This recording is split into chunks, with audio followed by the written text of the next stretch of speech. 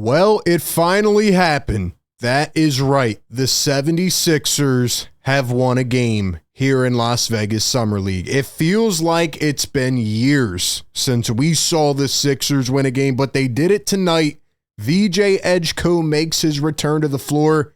He started off rough, but he finished off very strong. We're going to talk about that and break it all down. And one player at the power forward position is excelling and had a big game tonight. So can he be the guy? We'll talk about it all and more.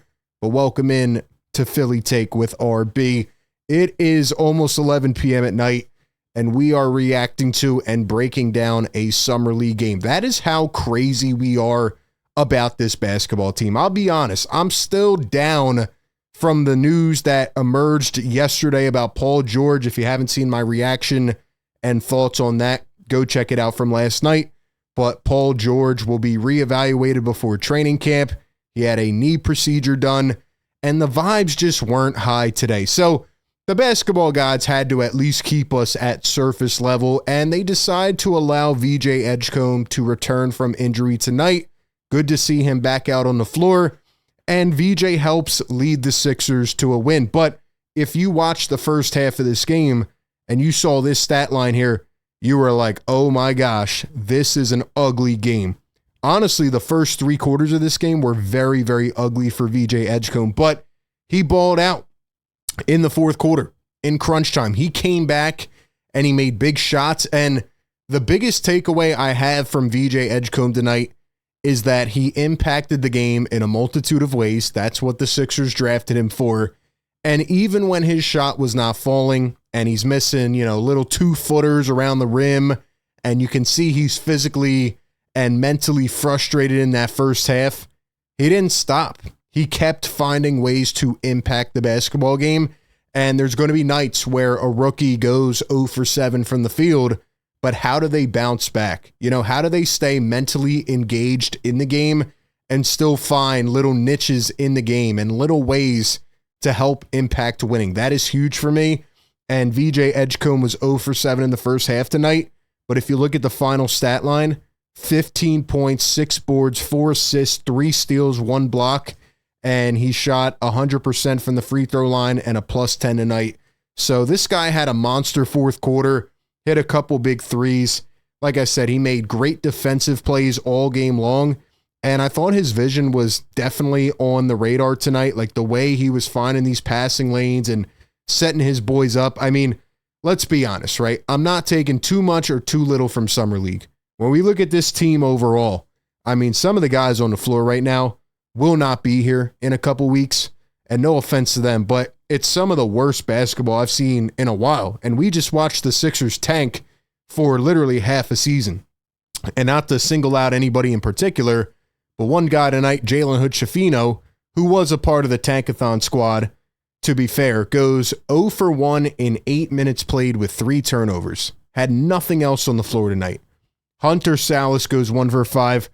Jalen Slauson, we're playing guys named Jalen Slauson in Summer League, 0 for 1 tonight. And I was actually a bit excited because I thought the Wizards were going to play Trey Johnson tonight.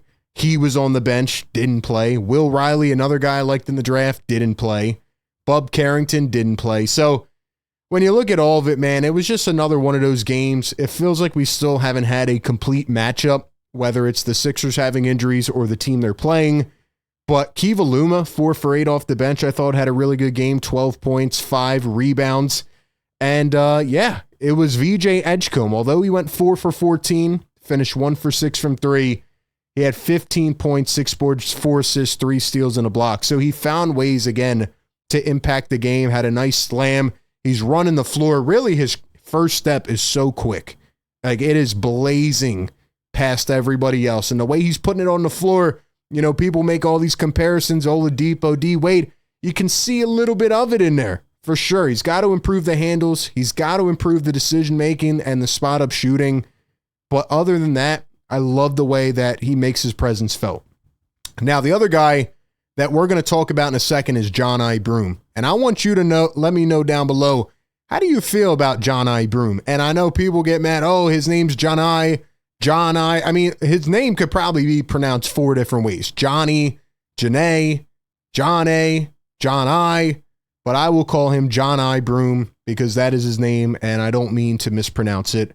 And we also heard from his coach as well. But before I highlight him, I want to highlight another forward on the Sixers, Kelly Oubre, who was in attendance tonight, and he was wearing the Tsunami Poppy jacket. Shout out to the legendary caller on this show last year during free agency who called him Afro Thunder. The Afro was out in full effect tonight. This guy definitely has a unique sense of style, and he was there in attendance. I'll be honest, and maybe this is a flaw on my part, I almost forgot Kelly was on the Sixers because I feel like we haven't seen him in years. That's how long it feels like it's been because he went out pretty early last season. But anyway, in addition to Kelly Oubre, we also had Elton Brand, Nick Nurse, and Daryl Morey courtside. Josh Harris ended up showing up as well. And Bob Myers was also there as well. So I know people will make the joke, hey, the next GM sitting there. Maybe, or maybe he's just boys with Josh Harris, but thought that was interesting that all these guys continue to come out. Even when a lot of the other players have left Summer League, the ownership was still there in attendance. But they were in attendance to see our boy Johni Broome. And Johni Broome's coach from Auburn, Bruce Pearl, was there, and they did a little quick interview with him, and they asked, what are the Sixers getting in Johni Broome? And he said they are getting a guy who wants to win and compete.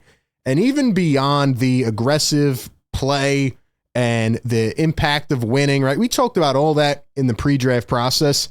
The thing that's really standing out to me about Johni Broome, he's had a couple good games, a couple bad ones, but tonight was by far his best. And what really stood out to me and opened my eyes is that this guy is actually shooting the ball well. Now, I know when you look at the final numbers, he goes 2 for 6 from three. I get it, right?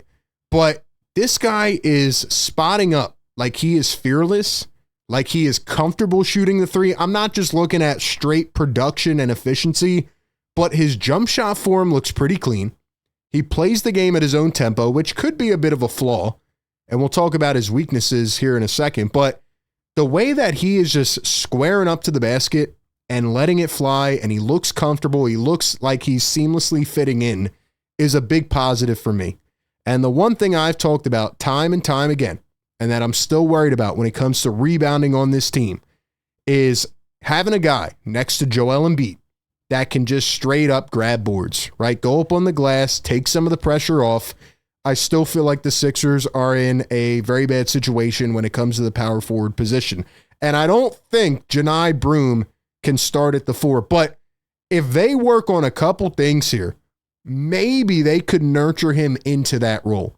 Maybe I'm being crazy. Maybe I'm overreacting to a summer league game, but he goes 5 for 11 tonight, 14 points, 10 boards, 1 assist, 1 steal, and 2 turnovers, a plus 23. And when you watch Johni Broome, it's almost like you're watching a mirror image of him at Auburn. Now, the thing was over his last couple years, because keep in mind, he played 5 years in college. His 3-ball never really improved that much. So the question was, what could the ceiling be? Like, how much could it really improve in the next couple years? Because keep in mind, he's also older as well. And so far in Summer League, he's actually shot the 3 a lot better. Like, he looks comfortable. Now, the downside, again, is that he plays very slow. He plays like a backup center, but you want him to be a power forward. He may not be as big enough to be a 5, right? Like, he's not really going to be some stretch 5 in the NBA unless he really, gets 3 times as fast, which is not going to happen, and becomes a monster shot blocker. I know he was pretty good in college, but NBA level is a different story. But just in terms of the offensive fit right now, when I think about what the Sixers need, and maybe that changes a bit now with Paul George being injured as well. But again, they need a guy at the 4 who can spot up and hit shots in the corner and also post up a little bit, has a nice little hook shot, and a guy who can go up and just eat boards for lunch. And so far, Johni Broome is showing me some potential in that archetype. Now, again, he's got to learn how to put it on the floor a little bit. He's got to get more polished offensively, and he's also going to have to get a lot quicker. Do I think he can do that? Maybe down the road. We'll see how the Sixers, get him into better shape. But I like the way he's playing, and I think he has a high IQ for the game on both sides of the ball. I think he's a pretty good post defender as well. Might have trouble trying to get out on modern day 4s on the perimeter, but just from what I'm seeing, I like the way he's approaching the game. Justin Edwards, 17 points tonight, 5 for 14, hit 5 threes. Another rough start for him, but he actually ended up making it up in the fourth quarter. Justin Edwards is going to have to play a big role for this team. And how about Adem Bona, 9 points, 8 boards, 1 assist, and 6 blocks tonight. Again, how much stock can you put in these games? Here's a courtside view of Adem Bona essentially smacking the heck out of one. Look at this. Look how high he gets up. Boom. Get that out of here. And then he yelled something that I will not repeat on this show, but shout out to Sixers Adam for capturing the moment. I still like Adem Bona. I think he's had a couple down games here, but his athleticism and explosiveness is super exciting. And although Daryl Morey kind of praised Andre Drummond the other day, I still want Adem Bona to get a real look at the backup 5. So there's a couple good takeaways, a couple good players so far. The rest of them are probably bare level G League players in a couple weeks. Give me your thoughts down below. Appreciate everybody for tapping in. Be sure to like, comment, and subscribe. I'll catch you on the next one. Peace.